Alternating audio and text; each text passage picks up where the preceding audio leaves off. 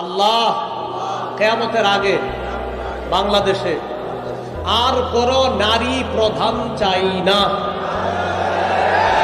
7 number গুরুত্বপূর্ণ কথা বলেন, একজন আদর্শবান শাসক রাষ্ট্র ক্ষমতায় বসাতে হবে। বলেন এজন্য প্রতিদিন অতিরিক্ত 2 রাকাত নফল নামাজ পড়ব, পড়ার পর প্রথম দোয়া করব, আল্লাহ কিয়ামতের আগে বাংলাদেশে আর কোন নারী প্রধান চাই না।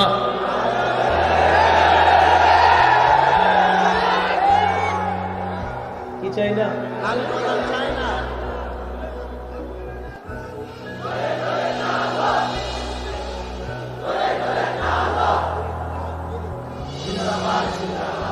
একটু বুঝেন।